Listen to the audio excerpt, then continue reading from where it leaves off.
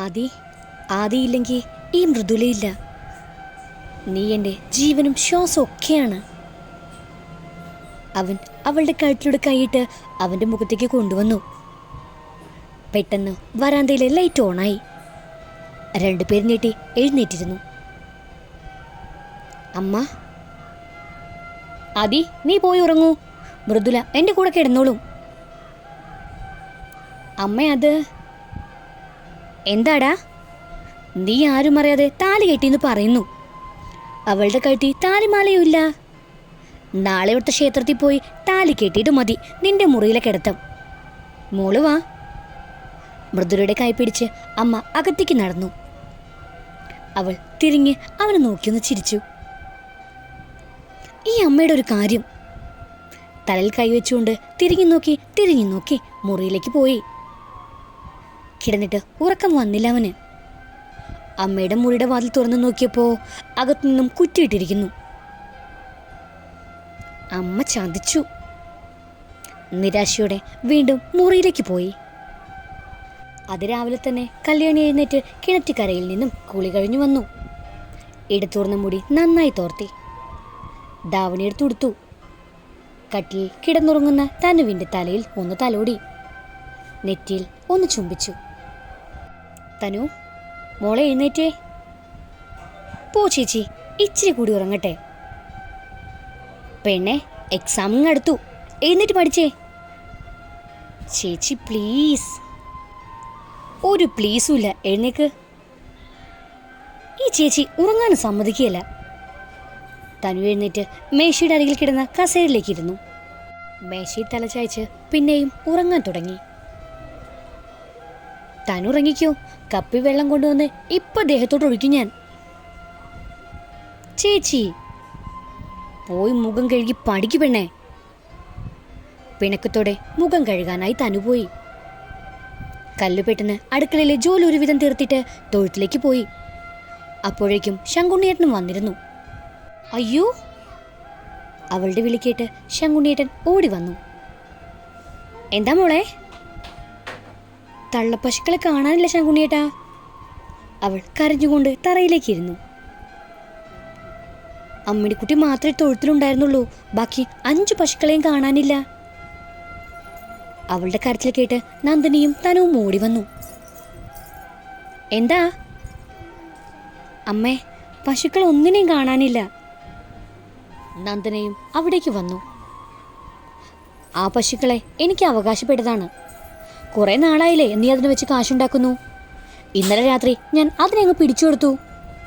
പകലാവുമ്പോ നീ സമ്മതിക്കില്ലല്ലോ. ഇടി സാമദ്രോഹി! കുടിക്കുന്ന കഞ്ഞിയിൽ തന്നെ കല്ലിട്ടല്ലോടി നീ. ആ കുഞ്ഞ് എന്ത് കഷ്ടപ്പെട്ടിട്ടായിരുന്നു നോക്കിയത്. ഇടി, ഒരു കാലത്തും ഗുണം പിടിക്കില്ല നീ. ശപിക്കതള്ളേ, നിങ്ങൾ ശപിച്ചാലൊന്നും ഈ നന്ദ കേൾക്കില്ല. വെട്ടിത്തിരിഞ്ഞ് അവൾ അകത്തേക്ക് കയറിപ്പോയി. മോളെ, ശങ്കുണ്ണി വിളിച്ചു. ശങ്കുണ്ണിയേട്ടൻ പൊക്കോ, ഇനി വരണ്ട.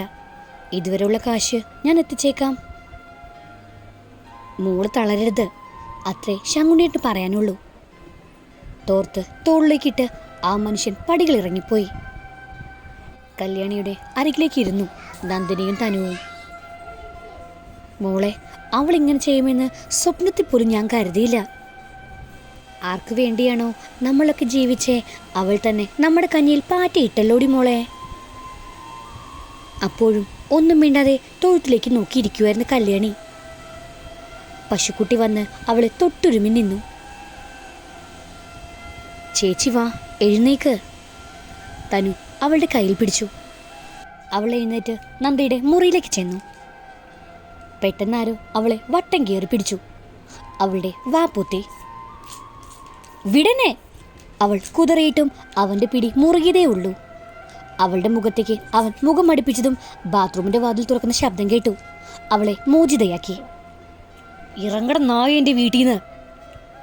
അവൾ അവൻ്റെ കരണത്തേക്ക് ആഞ്ഞടിച്ചു. അത് കണ്ടുവന്ന നന്ദ കല്യാണിയെ അടിക്കാനായി വന്നു. ആരെയടി നീ അടിച്ചത്? നിന്നെ ഇന്ന് ഞാൻ! അവക്കു നേരെ ഉയർന്ന കൈകൾ കല്യാണി കടന്നു പിടിച്ചു. നന്ദയുടെ കവിളിലും ഒന്ന് കൊടുത്തു. രണ്ടും കൂടി ഇപ്പൊ ഇറങ്ങിക്കോണം ഇവിടുന്ന്. കവിൾ പൊത്തി കത്തുന്ന കണ്ണുകളോടെ നന്ദന അവൾക്ക് നേരെ കൈ ഉയർത്തി. ഇത് എൻ്റെ കൂടി വീടാ. എന്നെയും എൻ്റെ കെട്ടിയവനെയും ഇറക്കി വിടാൻ ഒരധികാരം നിനക്കില്ല. എൻ്റെ മിഥുനേട്ടനെ നിനക്കൊരു നോട്ടം ഉണ്ടായിരുന്നു. നിനക്ക് കിട്ടാത്തതിൻ്റെ അസൂയാണ് നിനക്ക്. അസൂയല്ല, കോപ്പ്. ഇവനെ കിട്ടുന്നതിലും ഭേദം കിണറ്റി ചാടി മരിക്കുന്നതാണ്. മിഥുനെ, നിന്നെക്കുറിച്ച് ഞാനും ഇങ്ങനെയൊന്നും കരുതിയില്ല, നന്ദിനി അവനോടായി പറഞ്ഞു. അമ്മ അറിയാതെ പലതും ഉണ്ട് ഇവൻ്റെ സ്വഭാവത്തിൽ. ഇറങ്ങിക്കോണം ഈ നിമിഷം ഇവിടെ നിന്ന് രണ്ടും. നിനക്കുള്ള വിഹിതം അത് ഞാൻ തരും. അമ്മയുടെ അഭിപ്രായം ഇതാണോ? പുഴുത്ത് ചാവാൻ കിടക്കുമ്പോൾ ഈ നന്ദിയെ കാണും അമ്മയ്ക്ക്, അത് മറക്കണ്ട. പുഴുത്താലല്ലേ നീ വരൂ. പുഴുക്കാതെ നോക്കാൻ എനിക്ക് വേറെയും 2 മക്കളുണ്ട്. അമ്മ ഈ പറഞ്ഞതിന് അനുഭവിക്കും. അനുഭവിച്ചോളാം. അപ്പോഴും നിന്നെ തേടി വരില്ല ഞാൻ. 2 ദിവസം, അതിനുള്ളിൽ എനിക്കുള്ള വീതം എനിക്ക് കിട്ടിയില്ലെങ്കിൽ കോടതി കയറ്റും ഞാൻ, അമ്മയെയും മകളെയും ഞാൻ. ഇതമ്മയുടെ അവസാനത്തെ വാക്കാണോ? അതേടി. നന്ദു, എടുക്കാനുള്ളത് എടുത്തിറങ്ങ്. ഇനിയും വിലക്കിടാൻ മിഥുന കിട്ടില്ല. ദാ വരുന്നേട്ടാ. നിന്നെ ഞാൻ എടുത്തോളാടി. കല്യാണി നോക്കി മിഥുൻ പറഞ്ഞു. നീ എടുക്കാൻ വരുന്ന നോക്കി ഇരിക്കും ഞാൻ എന്നും പറഞ്ഞിട്ട് വെട്ടിത്തിരിഞ്ഞ് അവൾ അകത്തേക്ക് കയറിപ്പോയി. അമ്മയെ രൂക്ഷമാക്കി നോക്കിയിട്ട് മിഥുനോടൊപ്പം ഇറങ്ങി നന്ദ. ആ പോക്ക് നന്ദയുടെ നാശത്തിലേക്കാണെന്ന് അവൾ അപ്പോഴും അറിഞ്ഞിരുന്നില്ല. അവർ പോയതും ശങ്കുണ്ണി വിവരം പറഞ്ഞ് ഹരി ഓടി വന്നു. കല്ലു, എന്താ നടന്നത്? മിഥുന്റെ ഓരോരോ തോന്നൽ ചേച്ചി നടപ്പാക്കുന്നു. അവനെ കേട്ടിരുന്നു പോരെ? വഴക്കിനൊന്നും പോകണ്ട ഹരിയേട്ടാ. ജീവിതത്തിന് ഒരർത്ഥവും ഇല്ലെന്ന് തോന്നുക. എന്നും ഓരോരോ പ്രശ്നങ്ങൾ. നീ ജീവിതത്തെ നെഗറ്റീവായി കാണരുതടി. എന്തെല്ലാം അനുഭവിച്ചാണ് ഓരോ ആളുകൾ വലിയ വലിയ നിലയിലെത്തുന്നത്. മടുത്തു ഹരിയേട്ടാ, എന്നെ വിട്ടേക്ക്.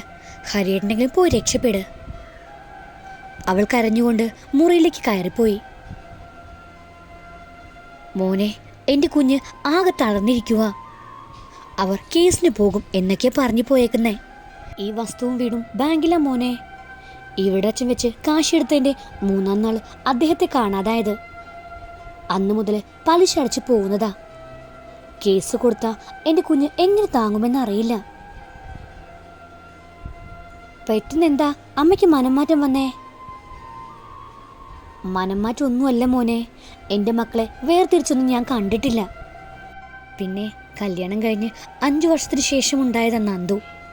അതുകൊണ്ട് ഒരു സ്നേഹക്കൂടുതലുണ്ടായിരുന്നു.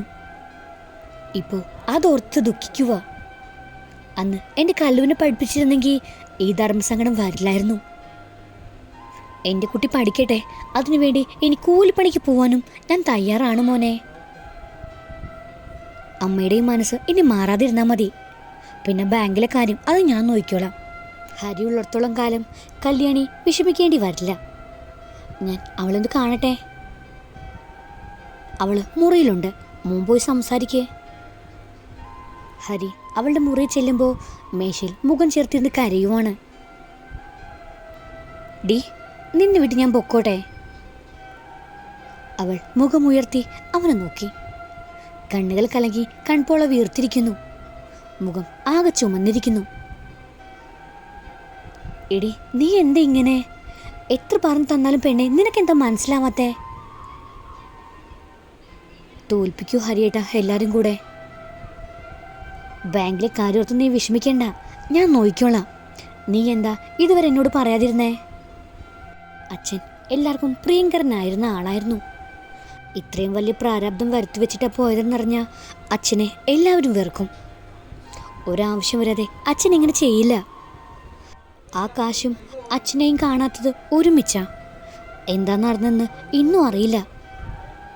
അവൾ പൊട്ടിക്കരഞ്ഞു.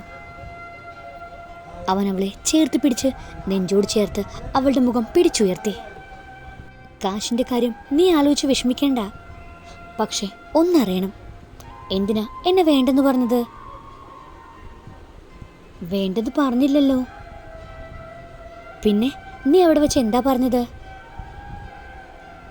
സോറി, ഞാൻ കളഞ്ഞിട്ട് പൊക്കോട്ടെ.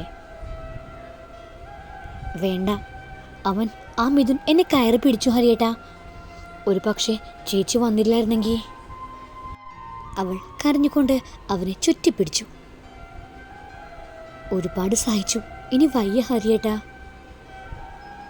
അവൻ്റെ കണ്ണുകൾ ചുമന്നിരുന്നു, മുഖം വലിഞ്ഞു മുറുകി. മോളിങ്ങോട്ട് നോക്ക്, ഞാൻ നിന്റെ അമ്മയോട് പറയാൻ പോവുക നമ്മുടെ കാര്യം. കല്യാണം ഉടനെ വേണം. പഠിത്തം കഴിയാൻ കാത്തു നിന്ന നീ സ്വയം ഇല്ലാതാവും. ഹരിയേട്ടാ. അതെ, ഇനി ഹരിയുടെ താലി നിന്റെ കഴുത്തിൽ വീഴാൻ സമയമായി. ഈ ലവ് സ്റ്റോറിയുടെ ബാക്കി കേൾക്കാൻ നിങ്ങൾക്ക് താല്പര്യമുണ്ടെങ്കിൽ സബ്സ്ക്രൈബ് ചെയ്ത് സപ്പോർട്ട് ചെയ്യുക. കൂടുതൽ തന്നെ ബെല്ലൈക്കണും പ്രസ് ചെയ്യാൻ മറക്കരുത്. Thank you.